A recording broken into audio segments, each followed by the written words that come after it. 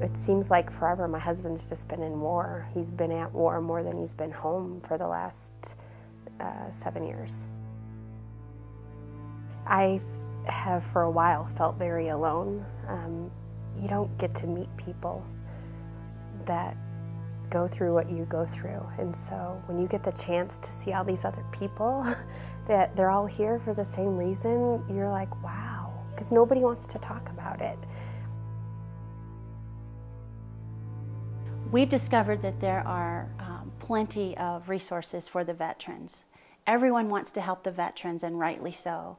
But what we have found in our own journey, and as Hope for the Homefront has developed, is that there are very few groups, very few resources dedicated to helping the family members who are supporting the veterans. We're targeting a certain audience, and that is young military wives whose husbands have been struggling with frequent separations, long deployments, and coming back with PTSD and TBI. There's so much strain on us to be people. The Army teaches us that we need to be independent, that we need to be able to take care of our home, make sure that our husbands know that we're okay at home so they can go out to war and they can be okay knowing we're okay. And maybe that's okay for one war. I think that the long wars that just continue to go on require the families to have many more deployments than what they used to. Not just mini deployments, but sometimes back-to-back deployments. We don't understand what they're going through. And because they're having a hard time understanding, the service members having a hard time understanding, they act out in ways, and that hurts us, which there's all these wounds, these hurts that we experience, not because anybody wants to and isn't intentional, but nobody understands. Post-traumatic stress is just something that if you don't get help for it, it'll eat you up. It'll eat you up from the inside out. Everybody wants to just keep it inside, or they're not sure who they can and can't confide in, and we don't want to be embarrassed, I think, as spouses of husbands that have PTSD. And it's not just something we're going to go out and blurt out anywhere.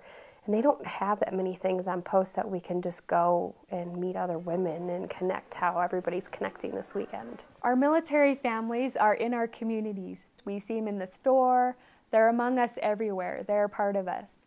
They're a part of who we are as a nation. If we do not take care of them, that's going to have major impact. The women and the other spouse and their children on the home front need encouragement. Until recently, there hasn't been anything like this that aids people and actually walks them through their personal situation. I can't imagine how many women are just longing for this, because I've been longing for a retreat like this for so long, to be able to connect and get more educated. Needs are being met here. So I would hope that this would be the beginning, and if God is using it here, He can certainly use it in other places. I won't be surprised if people all over the United States, even the world, are going to say, this is what we need. Come here now, please, we need you. Because I met somebody yesterday that came from Alaska, and I'm thinking she came from Alaska to come to Colorado to be here. How wonderful that people are coming already all over the United States to come and be here. That just goes to show the great need that there is for when war comes home, don't retreat.